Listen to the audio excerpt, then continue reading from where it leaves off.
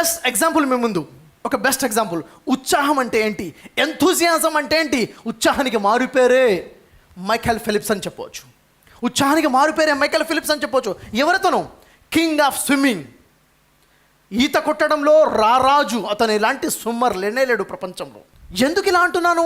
ఒక్కసారి చూడండి అతని జీవితం నుంచి మనకేమి ఇన్స్పిరేషన్ లభిస్తుంది, మనం ఏమి చేయగలుగుతామో మనకు అర్థమవుతుంది. చూడండి, 1985లో అతను పుట్టాడు. 2004లో అంటే కేవలం 19 ఇయర్స్ ఏజ్లో, 19 సంవత్సరాల వయసులో ఒలింపిక్స్లో 6 గోల్డ్ మెడల్ సాధించాడు. ఎన్ని? 6 గోల్డ్ మెడల్స్, 2 బ్రాంజ్ మెడల్ సాధించాడు. అప్పుడు ఏం జరిగిందో చూడండి. అది మామూలు విజయం కాదు. అది 19 సంవత్సరాల వయసులో ఒలింపిక్స్లో ఆ స్థాయికి వెళ్ళిన మామూలు విజయం కాదు. అది చూసి ఇంటర్వ్యూ మొదలైపోయింది. ఎవరితో మీడియా వాళ్ళు ఇంటర్వ్యూ చేస్తున్నారంటే అయాన్ థార్పే అనే ఒక అతను కూడా రారాజే, అతను కూడా ఈత కొట్టడంలో గొప్ప స్విమ్మర్. అతనితో మీడియా వాళ్ళు ఇంటర్వ్యూ చేస్తున్నారు అయాన్ థార్పేతో. అసలు అయాన్ థార్పే ఎవరు అంటే ఈ మైకేల్ ఫిలిప్స్ చిన్నప్పుడు అతనికి రోల్ మోడల్ ఎవరంటే అయాన్ థార్పే. అంటే చైల్డ్హుడ్ హీరో ఇతను కూడా స్విమ్మరే. అతనితో ఇంటర్వ్యూ చేస్తున్నారు. మరి మీరు ఈ ఒలింపిక్స్లో ఈ రిజల్ట్స్ చూశారు కదా, ఈ మైకేల్ ఫిలిప్స్ ఈ 6 గోల్డ్ మెడల్ సాధించాడు కదా, మరి మీకు ఏమనిపిస్తుంది? రాబోయే ఒలింపిక్స్లో 2008లో జరగబోయే ఒలింపిక్స్లో ఉన్న గోల్డ్ మెడల్స్ అన్నీ కూడా ఈ మైకేల్ ఫిలిప్సే సాధిస్తాడేమో. మీరు ఏమంటారు? మరి దీని గురించి మీ అభిప్రాయం ఏంటంటే అతను ఏమన్నాడు తెలుసా? అయాన్ ఏం చెప్పాడు సమాధానంగా? మీరు ఏమడుగుతున్నారు? గోల్డ్ మెడల్స్ అన్నీ ఒకే వ్యక్తి సాధించడం ఇంతవరకు ఎప్పుడూ జరగలేదు, ఇది అసాధ్యం, జరగదు అని చెప్పాడు. ఇంటర్వ్యూ ఇస్తున్నాడు. ఈ ఇంటర్వ్యూ చూస్తున్నాడు ఇంట్లో కూర్చొని ఎవరు? Michael Phillips. ఇది అసాధ్యము, ఇంతవరకు ఎవరు సాధించలేదు, ఎవడు సాధించడు, మైకేల్ ఫిలిప్స్ వల్ల కూడా కాదు, అన్ని గోల్డ్ మెడల్స్ ఒకే వ్యక్తిగా రావడం జరగదు అని చెప్పినప్పుడు అప్పటి వరకు లేదు ఆలోచన. అప్పుడు పుట్టింది అతనికి, ఎందుకు రాదు అని, ఎందుకు సాధించలేను ఆలోచన పుట్టింది. నిర్ణయం తీసుకున్నాడు, నెక్స్ట్ ఒలింపిక్స్లో గోల్డ్ మెడల్స్ అన్నీ స్విమ్మింగ్ ఫార్మాట్లో నుండి ఆల్ ఫార్మాట్స్ ఉన్న గోల్డ్ మెడల్స్ అన్నీ నా సొంతం చేసుకోవాలి అని నిర్ణయం తీసుకున్నాడు. మరేం జరిగింది? అనుకోగానే వచ్చేస్తుందా? అనుకోగానే లక్ష్యాలు వచ్చేస్తాయా? మరేం జరిగింది? ఆ తర్వాత సంఘటన. ప్రాక్టీస్ చేస్తున్నాడు, స్విమ్మింగ్ ప్రాక్టీస్ చేస్తున్నాడు. నెక్స్ట్ ఒలింపిక్స్లో గోల్డ్ మెడల్స్ అన్నీ రావాలి, ఒకటి కాదు, అన్ని గోల్డ్ మెడల్స్ ఆయనకే రావాలి. ప్రాక్టీస్ చేస్తున్నాడు. ఒలింపిక్స్ దగ్గరలో ఉంది. అంతలో ఒక చిన్న యాక్సిడెంట్ జరిగింది. తన చెయ్యి మణికట్టు ఇరిగిపోయింది, బోన్ ఫ్రాక్చర్ అయిపోయింది. హాస్పిటల్కి వెళ్ళారు, డాక్టర్ చూశారు ఫ్రాక్చర్ ఎక్కువగా అయిపోయింది, దీనికి సిమెంట్ కట్టు వేయాలి అనేసి కట్టారు. 3-4 నెలల వరకు కట్టి ఇప్పకూడదు, చెయ్యి కదిలించకూడదు, దీన్ని అసలే తడపకూడదు అని చెప్పారు. ఇది ఎంత మంచిగా హీల్ అయినా కానీ ఇంతకుముందు ఎంత బాగా ఈత కొట్టేవాడు అంత బాగా నీ చెయ్యి నీకు సహకరించదు అని చెప్పేశారు. రోజు ప్రాక్టీస్ చేసే వ్యక్తి, ఉదయం లేవగానే స్విమ్మింగ్ పూల్కి వెళ్ళి స్విమ్మింగ్ ప్రాక్టీస్ చేసే వ్యక్తి, చెయ్యి ఇరిగిపోయింది, ఫ్రాక్చర్ అయిపోయింది, నొప్పిగా ఉంది, కట్టుకొట్టారు, డాక్టర్ చెప్పారు, హెచ్చరించారు, ఇంకెప్పుడు ఇంతగా ఈత కొట్టలు, చాలా జాగ్రత్త, నువ్వు రెస్ట్ తీసుకోవాలని చెప్పారు. రాత్రి పడుకున్నాడు, ఉదయం లేచాడు, ప్రతిరోజులాగా. ఏం చేశాడు? మీరేం చేస్తారు ఆ పరిస్థితుల్లో మీరుంటే ఏం చేస్తారు? అలారం మోగినా అలారం మోగాల్సిన అవసరం లేదు, ఆటోమేటిక్గా నిద్ర లేచాడు. ఏం చేశారు? కట్టువైపు చూసుకుంటాడు, దుప్పటి కప్పుకొని పడుకుంటాడు. అంతేనా? ఏం చేశాడు? తడపకూడదు కదా, ఈత కొట్టకూడదు కదా, మరి ఏం చేయాలి? ఏం చేశాడంటే వెంటనే లేచాడు, రోజువారిలాగా తయారైపోయాడు, స్విమ్మింగ్ పూల్కి వెళ్ళిపోయాడు, స్విమ్మింగ్ డ్రెస్ తొడిగాడు. నీళ్ళలో దిక్కకూడదు కదా, స్విమ్మింగ్ పూల్ గట్టు మీద కూర్చున్నాడు, కాళ్ళు లోపలికి దించాడు, చేతులు పైకొచ్చే విధంగా, మిగిలిన శరీరం నీళ్ళలో ఉండే విధంగా ఉండి కాళ్ళతో ఈత కొట్టడం మొదలుపెట్టాడు. కాళ్ళతో కొడుతున్నాడు. రోజు ఎంతైతే కష్టపడేవాడో అంతకు 2 3 తన కాళ్ళతో ఈత కొట్టడం మొదలుపెట్టాడు, చెయ్యి తడవనివ్వకుండా. ఎంతగా కష్టపడ్డాడు అంటే ఒక సగటు వ్యక్తి ఒక రోజు మొత్తం పని చేయడానికి 2000 నుంచి 2500 క్యాలరీస్ ఖర్చయితే ఆ మైకేల్కి ఒక్క రోజుకి 12,000 క్యాలరీస్ తింటే కానీ సరిపోదు, అంతగా కష్టపడ్డాడు. స్విమ్మింగ్ చేస్తున్నాడు, చేయి తడపకూడదు, చేతితో ప్రాక్టీస్ చేయట్లేదు, ఓన్లీ కాళ్ళతో ప్రాక్టీస్ చేశాడు. ఆ తర్వాత 2008 ఒలింపిక్స్ టైం వచ్చింది. ఏం జరిగింది మరి? ఒలింపిక్స్లో పార్టిసిపేట్ చేశాడు. లక్ష్యం ఏంటి? ఒక గోల్డ్ మెడల్ కాదు, గోల్డ్ మెడల్స్ అన్నీ సాధించాలి. సాధ్యమా? వచ్చేవాళ్ళు ఎలా వస్తారు? ప్రత్యర్థులు ఎలా ఉంటారు? పోటీకి వచ్చేవాళ్ళు ఎలా ఉంటారు? పూర్తి 100% అన్ని రకాలుగా తయారీ, అన్ని రకాల ప్రాక్టీస్ అయ్యి వస్తారు. ఇతను దిగాడు, అందరూ దిగారు, మొదలైపోయింది. ఉన్న వాళ్ళందరూ వెనక్కి వచ్చేసారు, ఇద్దరే ముందున్నారు. మైఖేల్ అతని ప్రత్యర్థి ఇద్దరు ఉన్నారు, ఇంకా 10 మీటర్లే ఉంది, వేగంగా ఈత కొడుతున్నారు, ఇద్దరు సమానంగా ఈత కొట్టుకుని ముందుకెళ్తున్నారు, ఇంకా 4 మీటర్లే ఉంది, దూసుకొని ముందుకెళ్ళిపోయాడు. మైఖేల్ గెలిచాడు. ఎలా గెలిచాడు? ఏం గెలిచాడు? పూర్తిగా 8కి 8 gold medals, all gold medals సొంతం చేసుకున్నాడు ఒలింపిక్స్లో.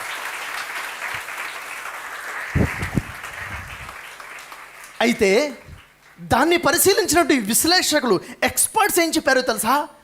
మైఖేల్ ఆ స్థాయికి వెళ్ళిన తర్వాత అతను ఈత కొట్టే విధానం చూస్తే అతను గెలుస్తాడు అని ఎవరు అనుకోరు. అతను సెకండ్ ప్లేస్ వస్తాడేమో అనుకుంటారు. కానీ అతను గెలిచాడు అంటే తన కాళ్ళల్లో ఉన్న కదలిక, తన కఫ్ మజిల్స్ ఉన్నాయో ఆ కఫ్ మజిల్స్ ఉన్న పవర్ అతన్ని విజయం వైపు తీసుకెళ్ళింది. ఒక్కసారి ఆలోచించండి, తను యాక్టివ్నెస్ ఎంతగా ఉంది, ఉత్సాహం ఎంతగా ఉంది. అక్కడ మనం ఆలోచించుకుంటే మైఖేల్ ఫిలిప్స్ యొక్క విజయాలు చూస్తే ఒకసారి లైఫ్ హిస్టరీ చూడండి. కింగ్ ఆఫ్ స్విమ్మర్, మొత్తం జీవితంలో ఎన్ని మెడల్స్ సాధించాడు? 83 మెడల్స్ సాధించాడు మైఖేల్ ఫిలిప్స్. ఒలింపిక్స్ మెడల్స్ అన్ని 28 ఒలింపిక్ మెడల్స్, దాంట్లో నుంచి గోల్డ్ మెడల్స్ అన్ని సాధించాడంటే 23 Olympic gold medals. World record సాధించాడు, ప్రపంచంలోనే గొప్ప రికార్డ్. అది గొప్ప రికార్డ్ అని మనకు అర్థం అవ్వాలంటే మరొక విషయం తెలియాలి. మన భారతదేశం, మన పూర్తి భారతదేశం 1,25,00,00,000 మంది ఉన్నట్టే మన భారతదేశం మొత్తం కలిపి సాధించింది ఎంత అంటే 1900 సంవత్సరాల నుంచి ఇప్పటివరకు దాదాపుగా 115 సంవత్సరాలు మనం సాధించిన అన్ని మెడల్స్ 28, దాంట్లో గోల్డ్ మెడల్స్ కేవలం 9 మాత్రమే. పూర్తి భారతదేశం కలిపి సాధించింది 9 మెడల్స్ అయితే ఒకే ఒక వ్యక్తి 23 గోల్డ్ మెడల్ సాధించాడంటే ఒక్కసారి ఆలోచించండి, మన యువత ఏం చేస్తుంది? ఎంత గాఢ నిద్రలో ఉందా, అలా కోమాలో ఉందా? ఒక్కసారి ఆలోచించండి. కేవలం మైఖేల్ మాత్రమే చేయగలుగుతాడా? నువ్వు చేయలేవా? దేశం ఎదగాలంటే దేశం మొత్తం ఎదగాల. మన ఆలోచన, దేశం నాకేం చేసింది, దేశం నాకేమిచ్చింది, నువ్వు దేశానికి ఏమిచ్చావు, నేను దేశానికి ఏమిచ్చాను. దేశంలో ఉన్న 100 కోట్ల మంది ముందుకెళ్లాల్సిన అవసరం లేదు. ఏ ఒక్క వ్యక్తి చాలు మొత్తం దేశాన్ని ముందుకు తీసుకెళ్ళడం కోసం. అవునా కాదా? మైఖేల్ దానికి ఒక ఎగ్జాంపుల్ కాదా? ఆ మైఖేల్ లాంటి నువ్వు ఒకటి కాలేవా? నేను అనుకుంటే నా దేశానికే పేరు వచ్చే విధంగా చేయగలుగుతాను, నేను అనుకుంటే నా దేశానికి గౌరవాన్ని నిలబెట్టగలుగుతాను. ఎప్పుడు దేశం నాకేమిచ్చింది, దేశం ఏం చేస్తుంది కాదు, దేశం నీకేమీ ఇవ్వదు, నువ్వు దేశానికి ఇవ్వాలి. ఎప్పుడైతే ఈ ఆలోచన వస్తుందో మనం మేల్కొంటాం. మన జనాభా ఎంత? 125 కోట్ల మంది ఉన్నటువంటి మన జనాభా. ఒలింపిక్స్ ఉన్నాయంటే ప్రతి గేమ్లో అన్ని గోల్డ్ మెడల్స్ మనకే వచ్చి ఉండాలి. కానీ ఎందుకు రావటం లేదంటే మనం నిద్రిస్తున్నామని. ఎప్పుడు మేల్కొంటాం? ఒకసారి ఆలోచించండి. ఎవడో వస్తాడు, ఎవడో చేస్తాడు, ఎవడో రాడు, ఏమీ చేయడు, నేనే లేవాలి, నేనే చేయాలి. ఎవడైతే అనుకుంటాడో వాడు సాధిస్తాడు. ఎంతమంది సాధిస్తారు చెప్పండి? ఎంతమంది? నీకోసం నువ్వు బతుకుతావా? దేశం కోసం బతుకుతావా? నీకోసం నువ్వు బతుకుతావా? సమాజం కోసం బతుకుతావా? ఎప్పుడైతే దేశాన్ని అభివృద్ధి చేస్తావో ఆటోమేటిక్గా నువ్వు అభివృద్ధి చెందుతావు. నీ అభివృద్ధి కోసం నువ్వు కష్టపడాల్సిన అవసరం లేదు. నీ అభివృద్ధి ఆటోమేటిక్గా అవుతుంది. నువ్వు దేశం కోసం, సమాజం కోసం పాటుపడు. ఒక మైఖేల్ సాధించినవి పూర్తి దేశం కూడా సాధించలేదంటే ఒక్కసారి మనం నిలబడి ఆలోచించాల్సిన అవసరం ఉందా లేదా? ఉంది. అయితే వేకప్, మేలుకోవటం కోసం కావలసిన 3వ మెట్టు ఏంటి? ఒక మనిషికి కావాల్సిందేంటి? నిశ్చయించుకోవాలి. డిటర్మినేషన్. నిశ్చయించుకోవాలి. ఏంటి నిశ్చయించుకోవడం అంటే ఏంటి? చాలామంది అంటారు, సార్ నా జీవితంలో చాలా కోరికలు ఉన్నాయి సార్, అది చేయాలని ఉంది, ఇది చేయాలని ఉంది, చాలా కోరికలు ఉన్నాయి నాకు. ఏమవుతుంది? ఏమి చేయలేవు. ఎందుకో తెలుసా? కోరికల ద్వారా ఏమీ మారదు. కోరికలు కలలు కంటానికే, ఇంకే దేనికి పనికిరావు. మన జీవితాల్లో ఉన్నాయేంటో తెలుసా? కోరికలు. అవి కోరికలుగా ఉండకూడదు, మనం నిర్ణయంగా మారాలి. ఎప్పుడైతే నువ్వు నిర్ణయించుకుంటావో మార్పు మొదలవుతుంది. ఎప్పుడైతే నువ్వు నిశ్చయించుకుంటావో చరిత్రలు సృష్టిస్తావు, గొప్ప గొప్ప విజయాల వైపుకి వెళ్తావు. నిశ్చయించుకోవాలి. అవునా? నిశ్చయించుకోవడం అంటే మనం చూస్తుంటాం వివాహ పత్రికల్లో, ఈ సమయానికి ఈ ముహూర్తాన్ని నిశ్చయించడం జరిగింది అంటే ఫైనల్ అయిపోయింది, ఫైనల్, అంతే, నో చేంజెస్. నేను నిశ్చయించుకున్నాను, డిసైడ్ అయిపోయింది, చేసేసుకోవాలి. ఇంక అనుమానాలు ఉండకూడదు. ఒక్కసారి డిసైడ్ అయిందంటే ప్రపంచం కాదన్నా నిన్ను నువ్వు నమ్మాలి, ముందుకు దూసుకొని వెళ్ళిపోవాలి. అప్పుడు సాధిస్తావు. ప్రపంచం గర్వపడే విధంగా, వాహ్ మానవుడంటే ఇలా ఉండాలిరా అనే విధంగా మనం ఎదగాలంటే 4 కాళ్ళు అవసరం లేదు, 8 చేతులు అవసరం లేదు బ్రదర్స్. కావాల్సిందంటే తెలుసా? ఆ డిటర్మినేషన్ కావాలి, నిశ్చయించుకోవాలి. ఆ ఉత్సాహం కావాలి, అలాంటి లక్ష్యం మనం పెట్టుకోవాలి. చరిత్రలు సృష్టించాలి. ఎలా చేయగలుగుతామా? నిజంగానే చెప్పడానికి ఉంది, మాటలే కదా, ఏమన్నా చెప్పొచ్చు. నిజమేనా? నిజంగానే సాధించగలుగుతామా? అసాధ్యం కాదా అంటే ఒకసారి ఇటు చూడండి. ఒక 26 సంవత్సరాల ఒక యువకుడు మన భారతదేశంలో బీహార్ రాష్ట్రంలో 1934 సంవత్సరంలో పుట్టాడు. గయా డిస్టిక్లో ఘయోర్ విలేజ్లో ఘారా డిస్టిక్లో ఉన్నాడు. బీహార్ స్టేట్లో 26 సంవత్సరాల యువకుడు. ఎలాంటి ఊరిలో పుట్టాడో తెలుసా? చాలా మారుమూల కుగ్రామం. ఎలాంటి డెవలప్మెంట్ లేదు. ఆ ఊరు మొత్తంలో ఒక స్కూల్ కూడా లేదు. ఆ ఊరు మొత్తంలో ఒక హాస్పిటల్ లేదు. ఆ ఊళ్ళో తాగడానికి నీళ్లు కూడా లేవు. నీళ్లు కావాలి అంటే వేరే ఊరికి వెళ్ళి అక్కడి నుంచి నీళ్లు తెచ్చుకోవాల్సిన పరిస్థితి. ఎవరికైనా హాస్పిటల్కి వెళ్ళాలంటే ఊరు దాటి వెళ్ళాలి. ఊరు దాటాలంటే ఊరికి అడ్డంగా ఒక కొండ ఉండేది. కొండ ఎక్కి దిగి వెళ్ళాలి. కొండ చుట్టూ వెళ్ళాలంటే 70 కిలోమీటర్లు చుట్టుకొని వెళ్ళాలి. 70 కిలోమీటర్లు చుట్టుకొని వెళ్ళాల్సినటువంటి పరిస్థితి. విన్నారా? అలాంటి పరిస్థితుల్లో అక్కడ ఏం జరిగింది? ఇతను చాలా పేదవాడు, 26 సంవత్సరాల ఆ బాలుడు ఆ ఊళ్ళో ఉంటున్నాడు. అతనికి వివాహమైంది. భార్యని చాలా ప్రేమించేవాడు. ఒకరోజు ఏమైందంటే అతను రోజువారీలాగానే అతను కూలి పని చేసుకుందాం అనేసి ఊరు బయటికి వెళ్ళిపోతాడు. ఒకటి పని చేసుకుంటుంటాడు. మధ్యాహ్నం సమయమైంది. తన భార్య గర్భిణిగా ఉంటుంది. ఆమె ఆహారం తీసుకుని తన భర్తకు అందిద్దామని చెప్పేసి మధ్యాహ్నం భోజనం తీసుకుని వెళ్తూ కొండ దగ్గరికి వెళ్ళి కొండ దగ్గర కాలు జారి పడిపోతుంది. ఆ పరిస్థితుల్లో ఆమె కడుపులో నొప్పి వచ్చేస్తుంది. ఆ ఊళ్ళో వైద్యం చేసే అవకాశం ఉండదు. వెంటనే భర్త పరిగెత్తుకుని వస్తాడు. విషయం తెలిసి ఆమెను తీసుకుని పట్టణానికి తీసుకెళ్తాను. పరుగున కొండ ఎక్కి దిగే లోపలనే భార్య చనిపోతుంది. ఎవరూ లేరు తనకి. అనాథగా భార్య చనిపోయింది. ఇంకా జీవిత భాగస్వామి లేదు. జీవితంలో ఏం చేయాలో అర్థం అవ్వట్లేదు. పిచ్చి వచ్చేస్తుంది. ఎంతో ప్రేమించిన భార్య కూడా లేకుండా పోయింది. విషాదంలో వచ్చేసాడు. ఏం చేయాలో అర్థం అవ్వటం లేదు. కూర్చున్నాడు. 1 రోజు, 2 రోజులు, 3 రోజులు ఒక ఆలోచన తట్టింది. ఎందుకు చనిపోయింది నా భార్య? తన చూపు కొండ మీద పడింది. ఈ కొండ అడ్డంగా ఉండడం వల్లే కదా నా భార్య చనిపోయింది. ఈ కొండ దాటి వెళ్ళాలంటే 1 రోజు సమయం పట్టేది. ఎవరైనా కొండ దాటి వేరే పట్టణం వెళ్ళాలంటే 1 రోజు ప్రయాణం చేయాలి. ఈ రోజు ప్రయాణం చేసే కొండ అడ్డంగా ఉండడం వల్లే కదా. లేదు, ఈ కొండని చీల్చేస్తాను అని నిర్ణయించుకున్నాడు. నా భార్య చనిపోయింది, ఇక ముందు ఎవరు కూడా చనిపోకూడదు, నేను పడ్డ దుఃఖం ఇంకెవరు పడకూడదు అనుకున్నాడు. ఒక సుత్తి తీసుకున్నాడు, ఒక ఉలి తీసుకున్నాడు. ఊరు బయటికి వెళ్ళి కొండ దగ్గర కూర్చున్నాడు. చూసేవాళ్ళు చూస్తున్నారు. ఏం చేస్తున్నావా? ఓదారుస్తున్నారు. భార్య చిచ్చుకుందని. లేదని తనలో ఉన్న ఆలోచన చెప్పాడు. అందరూ పగలబడిన వేరు పిచ్చివాడైపోయావేంటి? మన ఊరు వాళ్ళందరూ కలిసి పగలగొట్టిన కొండ పగలదు కదా. కొండని పగలగొట్టి దారి చెయ్యాలంటే ఇది ఈ మామూలు విషయమా? దీంట్లో బాంబులు పెట్టి పేలుస్తే కానీ కొండలో దారులు రావు. అనేక ప్రయత్నాలు చేస్తే కానీ కాదు. అలాంటిది ఊరు మొత్తం కలిసి చేసినా జరగదు. నువ్వు ఏం పిచ్చినిది? అతను మాట వినడు. ఆ సుత్తి పట్టుకుని కొట్టడం మొదలు పెడతాడు. కొండను పగలగొట్టడం మొదలు పెడతాడు. ఒకరోజు నచ్చ చెప్పారు, 3 రోజులు నచ్చ చెప్పారు. బంధువులు వచ్చారు, దూరపు బంధువులు వచ్చారు, నచ్చ చెప్తున్నారు. ఊరు వాళ్ళు వస్తున్నారు, నచ్చ చెప్తున్నారు. మాట వినడం లేదు. తన పని తను చేసుకుంటూ ముందుకెళ్తున్నాడు. 1 రోజు గడిచిపోయింది, వారం నడిచిపోయింది, నెల గడిచిపోయింది. అవసరానికి ఏదో తినేస్తున్నాడు. ఆకులు అలములు ఏవో తింటున్నాడు, పండ్లు తింటున్నాడు, ఉంటున్నాడు. కొన్ని రోజుల తర్వాత చెప్పడం మానేశారు. పిచ్చివాడైపోయాడు. భార్య చనిపోయిన తర్వాత పిచ్చివాడిగా మారిపోయాడని వదిలేశాడు. ఆ కొండ దగ్గరే ఉండడం మొదలుపెట్టాడు. వర్షం చూడడం లేదు, ఎండ చూడడం లేదు, చలి చూడడం లేదు, పగలు చూడడం లేదు, రాత్రి చూడడం లేదు. ఒకే లక్ష్యం, కొండను చీల్చాలి, దారి చెయ్యాలి అని మొదలుపెట్టాడు.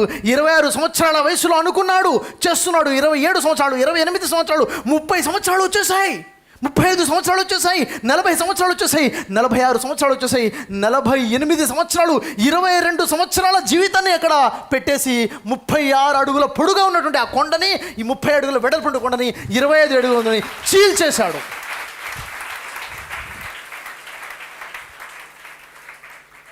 ఎలా జరిగింది? నిశ్చయించుకున్నాడు. తను ఎప్పుడైతే నిశ్చయించుకున్నాడో ఎవరికి అర్థం కాలేదు. పిచ్చివాడివా, పిచ్చి పట్టిందా అన్నారు. అవును, ప్రజలకి పిచ్చే, నాకు డిటర్మినేషన్. నేను నిశ్చయించుకున్నాను, నాకు లక్ష్యం ఉంది, నేను చీల్చి చూపిస్తాను కొండనన్నాడు. 22 సంవత్సరాలు నాన్ స్టాప్ వర్క్ చేశాడు. సాధించలేకపోయాడా? సాధించాడు కదా. మరి ఆ తర్వాత ఏం జరిగిందో తెలుసా? 1 రోజు ప్రయాణం పట్టి ఉండే ఆ దారి ఇప్పుడు దాని ప్రయాణం అర్ధగంట మాత్రమే. అర్ధగంటలోనే పట్టణానికి చేరుకుంటున్నారు. దీన్ని చూసి బీహార్ గవర్నమెంట్ గుర్తించింది. ఆ తర్వాత ఏం చేసిందో తెలుసా, అక్కడ పక్కా రోడ్ వేయించేసింది, పర్మనెంట్గా రోడ్ వేయించేసేసి అతని పేరుతో, ఎవరతను, దశరథ్ మాంఝీ పేరుతో దశరథ్ మాంఝీ రోడ్గా పేరు పెట్టింది. అంతేకాదు ఆ ఊళ్ళో పెద్ద హాస్పిటల్ కట్టించేసింది గవర్నమెంట్, దశరథ్ మాంఝీ హాస్పిటల్. పెద్ద స్కూల్ కట్టించేసింది, దశరథ్ మాంఝీ స్కూల్. అంతేకాదు ఆ బీహార్ గవర్నమెంట్ తరపు నుంచి ఎవరైతే గొప్ప గొప్ప సామాజిక సేవ చేస్తారో వాళ్ళందరికీ ఇవ్వడానికి ఒక పెద్ద అవార్డుని పెట్టింది. ఆ అవార్డు పేరే దశరథ్ మాంఝీ అవార్డ్.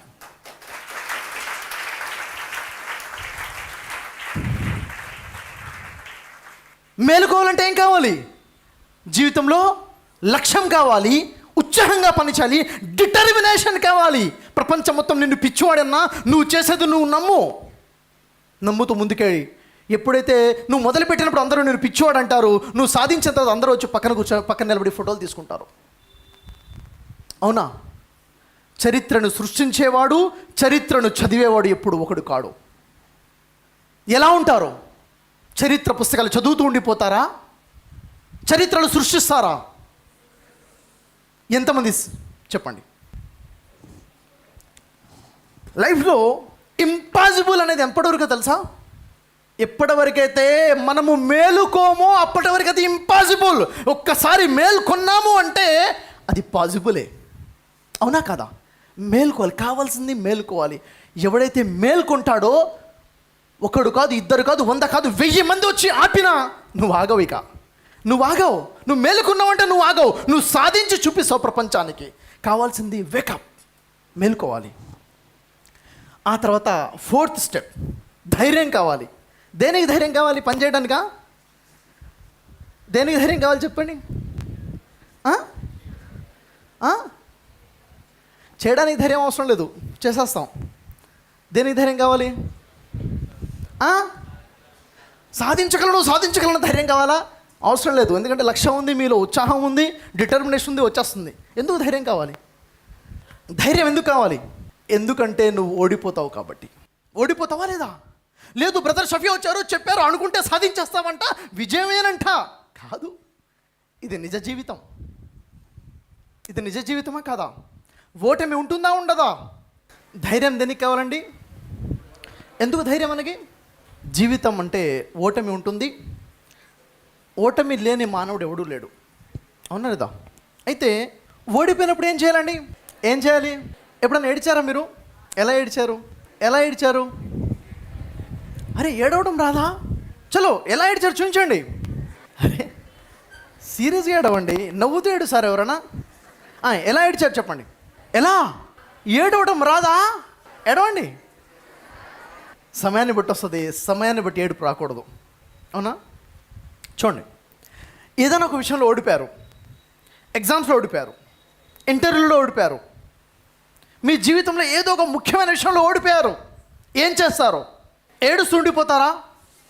ట్రయింగా? ఓడిపోవడం తప్ప? ఓడిపోయిన తర్వాత అక్కడ నిలబడిపోవడం తప్పు. ఓడిపోయిన తర్వాత ఓడిపోయానని నిర్ణయించుకోవడం తప్పు. ఓడిపోనివాడు ఎవడూ లేడు ప్రపంచంలో. ఓడిపోతాడు. ఓడిపోయిన వాడే గెలుస్తాడు. ఓడిపోయిన తర్వాత నిలబడిపోయావా? ఓడిపోయినట్టే కాదు. ప్రయత్నించు. గెలుపు సాధించేవారికి ప్రయత్నించు. అవునా లేదా? ఎప్పుడైతే ఓటమిలో ఏడుస్తాడో వాడు ఏమవుతుంది? అతని కాన్ఫిడెన్స్ లెవెల్స్ తగ్గిపోతాయి. ఎప్పుడైతే ఒక మనిషి ఏడవడం మొదలు పెడతాడో కాన్ఫిడెన్స్ లెవెల్స్ తగ్గిపోతాయి. ఎప్పుడైతే ఆ మనిషి ట్రై చేయడం మొదలు పెడతాడో, తిరిగి నిలబడతాడో, అప్పుడు ఏమవుతుంది? కాన్ఫిడెన్స్ లెవెల్స్ పెరిగి ముందుకు వస్తాయి. అయితే అసలు ఏం జరిగిందంటే, మీ పేరెంట్స్ చెప్పారు, లేదురా బాబు నేను చెప్తున్నాము వినరా, సాఫ్ట్వేర్ ఇంజనీర్ అవుదురా, ఇంజనీర్ ఫీల్డింగ్కి వెళ్ళరా, కంప్యూటర్స్ ఏం చేయాలంటే, లేదు నా కళ, నా లక్ష్యం, నేను ఇదే చేస్తాను అనుకున్నాం కదా. ముందుకు వెళ్ళిపోయారు కదా. అప్పుడేమన్నారు? నీ ఇష్టం మరి అని వదిలేశారు కదా. ముందుకు వెళ్ళిన తర్వాత ఏమయ్యారు? ఫెయిల్ అయ్యారు. అనుకున్నట్టుగా జరగలేదు, ఏదో పరిస్థితులు మార్పు వచ్చేస్తుంది. అప్పుడేమవుతుంది? అప్పుడు పబ్లిక్ మాటలంటే మొదలు పెడతారు. అవునా లేదా? People will hate you, people will shake you, people will break you, but it is only you who will make you. కేవలం మీరే ఉన్నారు మిమ్మల్ని మీరు నిలబెట్టుకునేవారు. ఎవరు కూడా మిమ్మల్ని నిలబెట్టారు ఓడిపోయినప్పుడు. ఓడిపోయినప్పుడు అందరూ సూటిపుట్టి మాట్లాడేవాళ్లే.